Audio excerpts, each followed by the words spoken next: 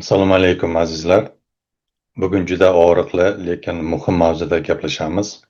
Oxirgi paytlarda ijtimoiy tarmoqlarni kuzatuv natijasida bir narsani tushundimki, ba'zi insonlar SSSR davrini yomonlaydi, ba'zilar esa mustaqillik davrini, ba'zilar esa oldingi davr yaxshiroq edi deydi. Yana boshqalar esa mustaqillik eng oliy ne'mat deydi. Va afsuski bu bahslar ko'pincha hurmat bilan emas, keskinlik va kamsitish bilan tugayotganini ko'ryapman. Bugun men bir tomonning tarafini olish uchun emas, balki qarama-qarshilikni kamaytirish uchun gapirmoqchiman. Chunki ikki xil tomonni egallaganlarning hammasi bizning xalqimiz bo'ladi. Keling avvalo haqiqatni tan olaylik. Ya'ni tarixni oq yoki qoraga ajratish doimo bir qancha qarama-qarshiliklarni olib keladi. Chunki tarix bu juda murakkab hayot va sinovlarni o'z ichiga olgan o'tmishdir. Keling, misol uchun SSSR davrini olaylik, ya'ni 1922-yildan 1991-yilgacha bo'lgan davrni olaylik. Sovet Sotsialistik Respublikalar ittifoqi davri bo'lgan. Bu davrda bepul ta'lim tizimi kengaydi, sog'liqni saqlash ommalashdi, sanoat va infratuzilma qurildi, ilm-fan rivojlandi. Lekin shu bilan birga bu davrda siyosiy erkinlik cheklangan, repressiyalar bo'lgan, milliy suverenitet yo'q edi, markazlashgan boshqaruv mavjud bo'lgan. Bu tarixiy fakt va men bu yerda kengaytirilgan holda gapirmoqchi emasman, chunki unga vaqt yetmaydi. Keling endi mustaqillik davrini olib ko'raylik, ya'ni 1991-yildan to hozirgi kungacha bo'lgan yillarni. 1991-yilda O'zbekiston o'z mustaqilligini e'lon qildi. Davlat suvereniteti tiklandi. Milliy qadriyatlar qayta jonlandi. Bozor iqtisodi shakllandi. Xalqaro maydonda o'zimizning mustaqil ovozimiz paydo bo'ldi. Lekin iqtisodiy o'tish davri og'ir kechdi. Ishsizlik, migratsiya muammolari yuzaga chiqdi. Ijtimoiy tengsizlik kuchaydi. Bu ham fakt. Bularni yashirib bo'lmaydi va bularning hammasini siz o'z boshingizdan o'tkazib kelmoqdasiz. Endi bu yerda muammo nimada? Muammo tarixning o'zida emas. Muammo bizning uni qanday talqin qilishimizda. Ba'zilar SSSR davrini sog'inishi mumkin, chunki ish joyi barqaror bo'lgan, narxlar qat'iy bo'lgan, ijtimoiy kafolat kuchli bo'lgan. Boshqalar esa mustaqillikni qadrlaydi, chunki erkinlik bor. Chet ellarga chiqish, sayohat qilish, yashash, o'qish, ilmiy ishlar qilish, o'z biznesini yaratish. So'z imkoniyati kengroq, milliy o'zlik tiklangan. Har ikkalasi ham bu insoniylik hissiyotidir. Inson xususiyati va miyasi shunday ishlaydiki, agar u o'z hayoti davomida biron-bir davrni barqaror, tinch o'tkazgan bo'lsa, u doim o'sha davrni qo'msaydi. Buni esa bizlar to'g'ri tushunishimiz kerak. Shuning uchun ham u yoki bu davrni oqlab tortishayotganlarda ham ayb yo'q. Ularni ham to'g'ri tushunishimiz kerak.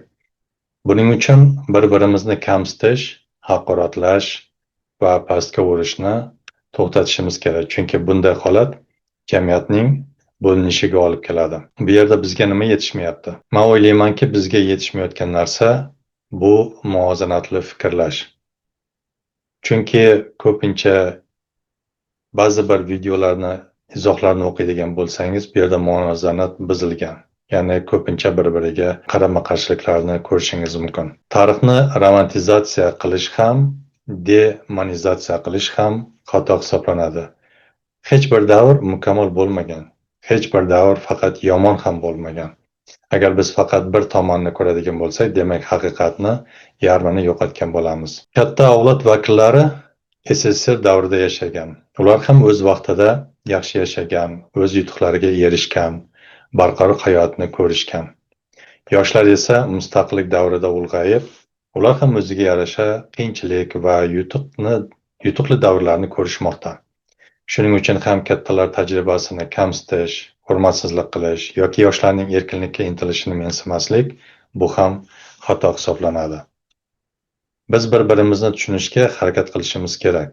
Bu yerda sen noto'g'risan deyish oson, lekin sen nega shunday o'ylaysan deb so'rash esa hammaning ham xayoliga kelavermaydi. Lekin taraqqiyot aynan shu savoldan boshlanadi. Mana shu yerda bir misol qilib keltirib o'tib ketmoqchiman. Mana bu chet davlatlarda ishlayotganimda ko'pincha yig'ilishda mana shu savol beriladi. Ya'ni sen nima deb o'ylaysan? Nima uchun bunaqa deb o'ylaysan deb. Va albatta o'sha payti o'zingizning isbotlaringizni keltiradigan bo'lsangiz, bu yerda muvozanatli fikr yuritib, albatta to'g'ri tushunishga harakat qiladi. Mana bu o'ylaymanki, taraqqiyotni keltirib chiqaruvchi savollardan biri bo'ladi. Endi bu yerda xavfli narsa nima? Mana shu kuzatuvlardan tushunish mumkinki, xavfli narsa bu yerda nafrat.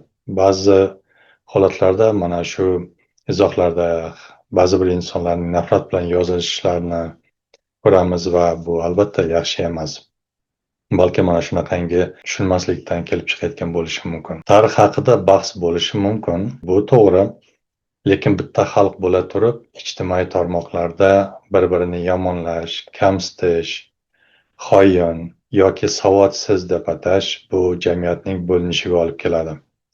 Afsuski, bo'lingan jamiyat esa bu zaif jamiyat hisoblanadi. Agar biz o'tmish ustida urushadigan bo'lsak, demak, kelajagimizni yo'qotamiz. Chunki hozirgi kunda ham kuzatib boryapsizki, ba'zi bir davlatlarni, ba'zi bir tahdid solayotgan davlatlarni ham ko'ryapsizki, bu yerda noto'g'ri talqin etilishlar, tarixni ko'tarib boshqacha munosabatlar bildirishi natijasidan ham o'rtada sovuqchilik va kelishmovchiliklar paydo bo'layotganini ko'rishimiz mumkin.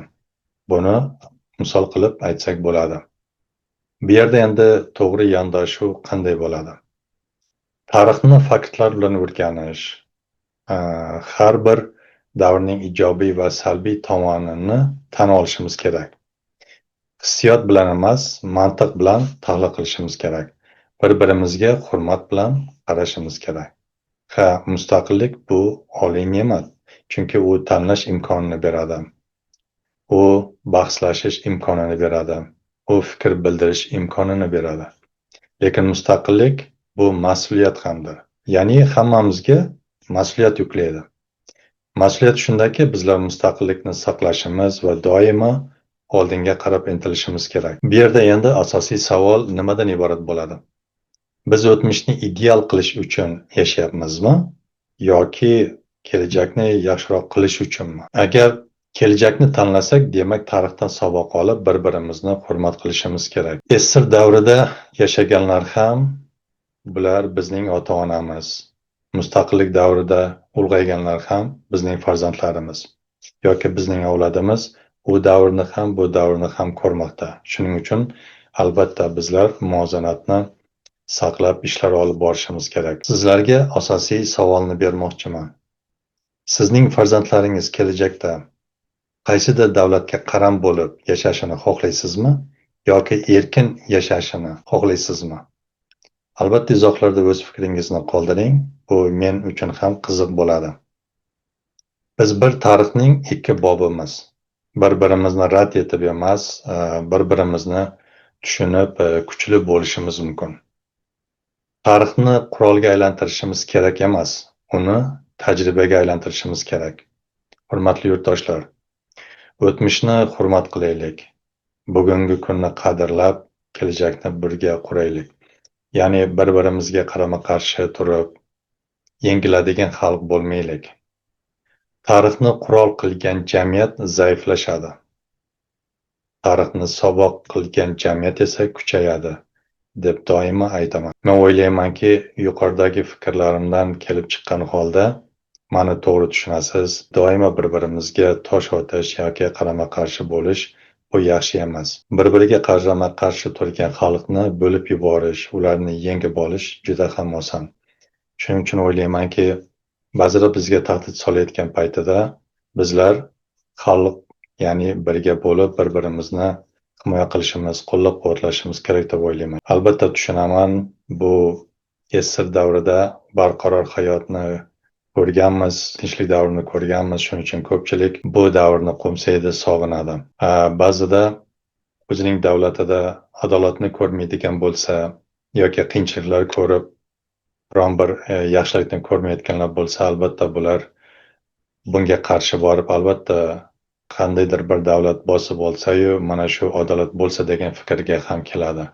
O'ylaymanki, bu yo'lda hukumatimiz ham kerakli chora-tadbirlarni o'tkazib, ishlar olib bormoqda. Shuning uchun hammamiz yakdil bo'lib oldinga harakat qilsak, albatta yaxshi bo'ladi. Shu bilan ko'rsatuvni yakunlayman.